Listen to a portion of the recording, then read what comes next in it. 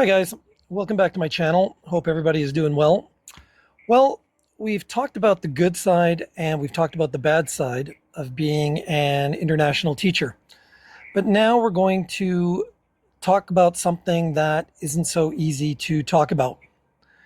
Because sometimes international teaching doesn't just get difficult, it gets ugly. These are the situations that can leave you feeling betrayed, powerless, financially vulnerable, or completely alone in a foreign country. And sometimes losing your job can mean much more than just losing a paycheck. It can mean losing your housing, losing your visa, your security, and the life that you've built in that country. I've experienced these things myself, and I've watched other international teachers go through them as well. So after more than 25 years of living and teaching overseas, I'm going to tell you about the top 10 ugly reasons to be an international teacher. This is a side of international teaching that recruiters probably won't tell you about. So if you're ready, let's get started with number 10.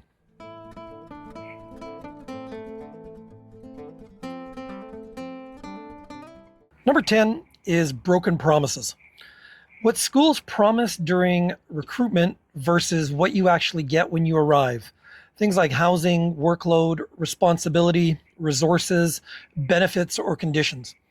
I've seen some teachers show up only to be told that, well, unfortunately, you're going to be teaching a completely different subject. Or in my case, what happened to me occurred at a school, and I will use the term of a school very loosely, in Thailand. When I was interviewed by the head of secondary, he made it sound like the school was the most wonderful place.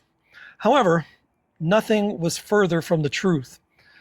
From kindergarten to grade 12, the school had a total enrollment of 100 students, if you can believe that. So I taught PE to the entire school. The younger students, on the one hand, were quite good. They were pretty bearable and easy to teach. But the students in grades 10, 11, and 12 were just an absolute nightmare. Horrible behavior, disrespectful, always missing class, and just plain rude were just some of the issues. In my 25 years of teaching, this had to be the worst of my top 3 worst schools. Number 9 is toxic leadership. Administrators who intimidate, manipulate, play favorites, or create an environment where teachers are afraid to speak honestly. At my first school in Egypt, the first 6 years that I was there were excellent. The school had 2 very supportive headmasters over that time, and things were just great. But then a new person came in to take over, and the school totally changed. There was a very different atmosphere, and many of the teachers ended up leaving after that first year that she was there. Number 8 is unfair treatment. Being treated differently because you're a foreign teacher, because you're new, because you're not part of the inner circle, or because you challenge something. Now, I'll have something more on this a little bit later on as it ties in with one of my other reasons. Number 7 are parents who have too much power. When a wealthy or influential parent can put pressure on administrators, suddenly the rules seem to change for their child. This happened to me at the school in Thailand that I had mentioned to you previously in reason number 10. Parents were constantly going into the administration office wanting grades to be changed. I'm pretty sure that gifts or cash were used to help their cause, but it was getting to a point where almost every term when we gave grades out, there were parents going into the office complaining about them and wanting them to be changed. Number 6 are contract nightmares.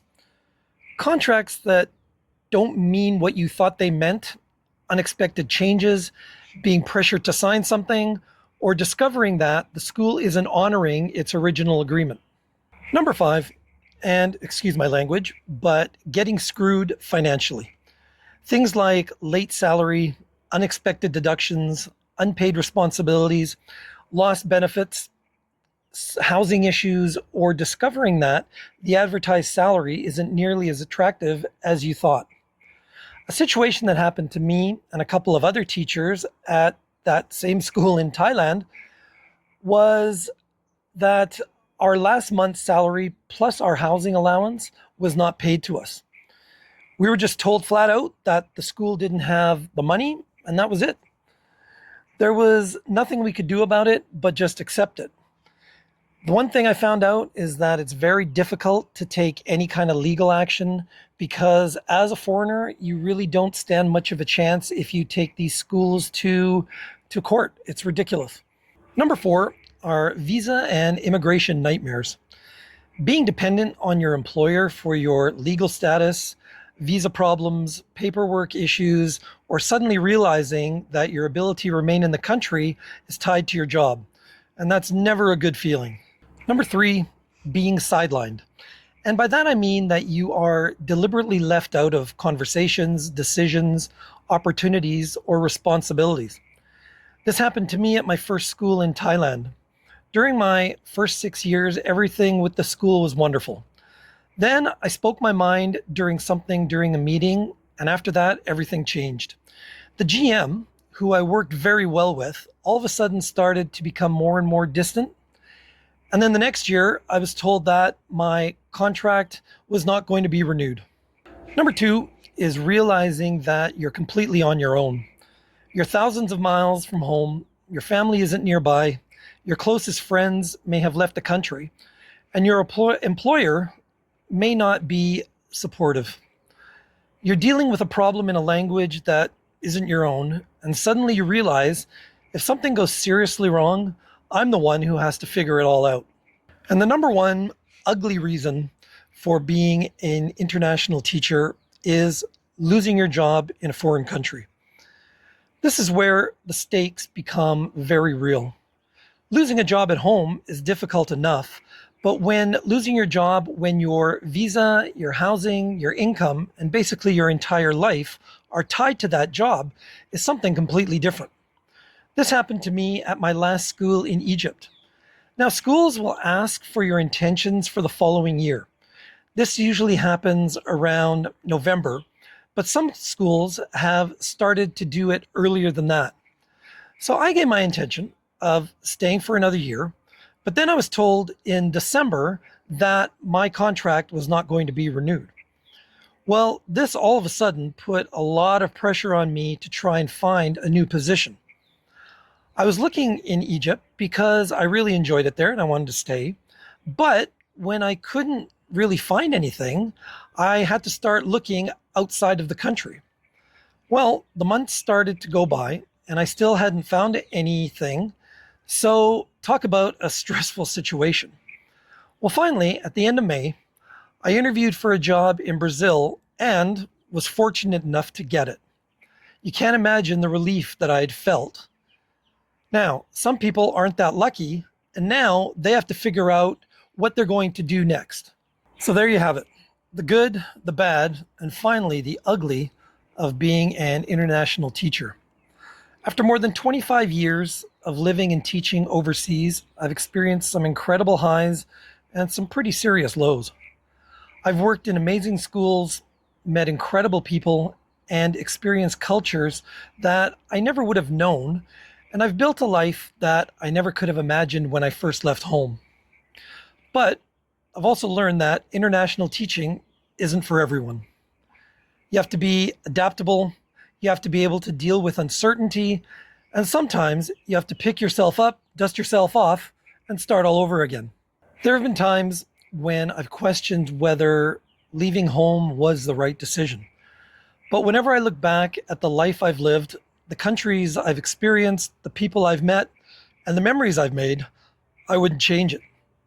The good was worth the bad, and even the ugly taught me something. So if you're thinking about becoming an international teacher, don't just listen to the recruiters telling you about the beaches, the travel, and the adventure. You have to ask the difficult questions and do your research. Talk to teachers who are actually working there. And most importantly, understand what you're signing up for. Because international teaching can give you an incredible life, but it can also change your life in ways you never expected. For me, it all started with one decision to leave home. And more than 25 years later, I'm still living the accidental expat life. Thanks very much for coming along on the journey. Please like and subscribe, and I'll see you in the next one.